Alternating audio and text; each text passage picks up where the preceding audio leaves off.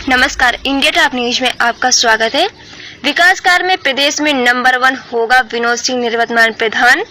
उत्तर प्रदेश बलिया जिले में विनोद सिंह निवर्तमान प्रधान ने बताया कि अगर जनता हमको बहुमत से चुनाव जिताती है तो गांव का विकास कार्य ऐसा करेंगे। विनोद सिंह निवर्तमान प्रधान ने बताया कि क्षेत्र की जनता के प्रत्येक व्यक्ति की हर समस्या का निदान हेतु कार्य करेंगे।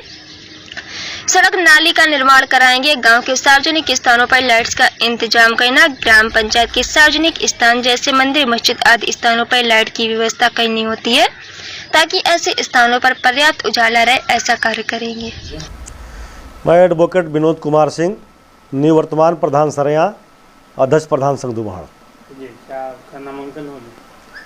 जी, मेरा नामांकन 15 तारीख को कल हुआ है। हम जानना चाहते हैं आपके गांव की जनता स्नेह कर इतना मिलता है, अपनी गाँव की जनता के लिए क्या कहेंगे? और 2 बार प्रधान रहे आप।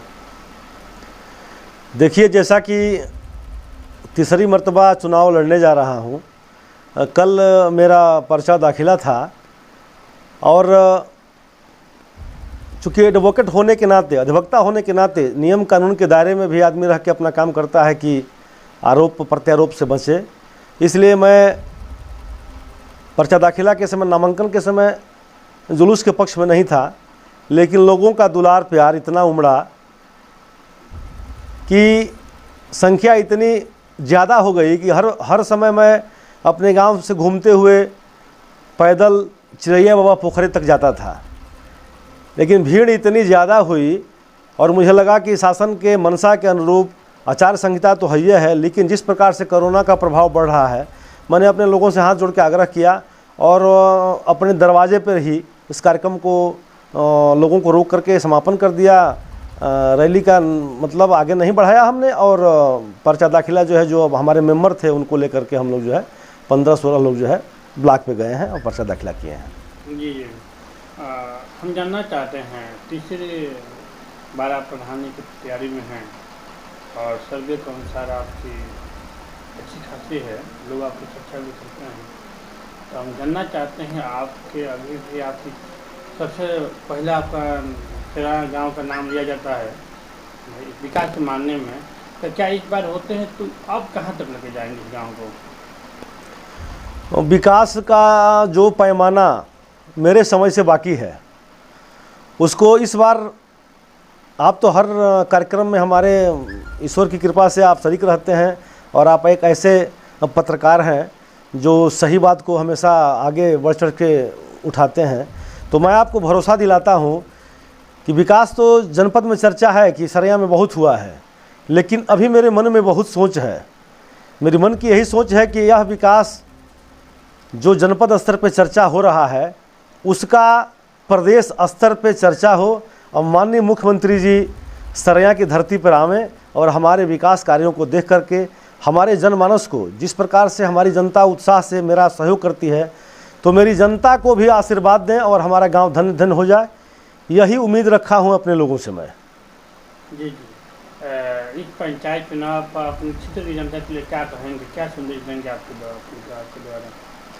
इस पंचायत चुनाव में क्षेत्र की जनता को मैं यही संदेश देना चाहूँगा कि प्रत्याशी संयम से अपना चुनाव लड़ें, किसी प्रकार की किसी के ऊपर आरोप प्रत्यारोप से बचा जाए और जनता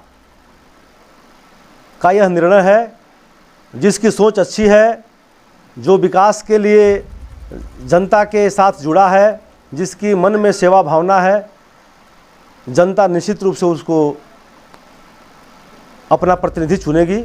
और मैं यह आग्रह करूंगा जनपद के हर चुनाव लड़ने वाले लोगों से कि संयम से काम करें, झूठे वादे न करें। हो सकता है कि आप झूठे वादे करके चुनाव तो जीत जाएं, लेकिन जब आप अपने किए हुए वादे को पूरा नहीं कर पाएंगे तो जनता का भरोसा आपसे उठेगा और फिर आप जनप्रतिनिधि नहीं बन पाएंगे। तो मेरी यही लोगों से अपील है कि उतना ही वादा करें जो होने लायक हो और विकास के लिए हो। यही मैं अपील करूंगा लोगों से। ये कोरोना की स्थिति बहुत भयानक होती जा रही है, इसमें आपकी क्या राय है, विचार है? देखिए, कोरोना की स्थिति, मुख्यमंत्री भी पॉजिटिव हो गए, पूर्व मुख्यमंत्री भी पॉजिटिव आ गया, आपको बलिया के मंत्री भी पॉजिटिव हुए। जिस प्रकार से हमारे अपने मंत्री श्रीमान आनंद स्वरूप शुक्ला जी, जो कि निरंतर सरकार की गाइडलाइन का पालन करते हैं, और मैं जहाँ तक देखता हूँ कि जब से यह कोरोना की महामारी चली है, वह लगातार अपने कार्यालय में बैठते हैं तो भी, जनता के बीच रहते हैं तो भी, हर समय मास्क लगा करके और दूरी बना के लोगों से रहते थे, फिर भी यह भयानक बीमारी से वो प्रभावित हुए हैं। हमारे पूज्य मुख्यमंत्री जी, जो कि एक कुशल शासक हैं और जनता की सेवा के लिए सदैव दिन रात मेहनत करते हैं, वो भी प्रभावित हुए। पूर्व मुख्यमंत्री जी भी प्रभावित हुए हैं। मैं ईश्वर से यह आग्रह करूंगा कि ये सारे लोग जल्द स्वस्थ हो जाएं, और जब यह लोग प्रभावित कोरोना से हो सकते हैं तो हम लोग तो मान लीजिए कि गाइडलाइन के विपरीत चल रहे हैं। हमारे आम जनमानस के लोग जो हैं, यह क्या करना चाहिए कोरोना के बारे में 100% इनको जानकारी नहीं है। तो मैं यह आग्रह करूंगा लोगों से कि जब हमारे पूज्य मुख्यमंत्री और पूर्व मुख्यमंत्री जी प्रभावित हो जा रहे हैं, जिनकी इतनी सोच है कि भाई हम गाइडलाइन के हिसाब से रहें, तो जनमानस को संदेश देना चाहूँगा कि हम लोग सारे लोगों को इस महामारी से बच के और अपने कार्यक्रम को करना चाहिए, अपने काम को करना चाहिए, सजग और सतर्क रह के समाज में रहना चाहिए।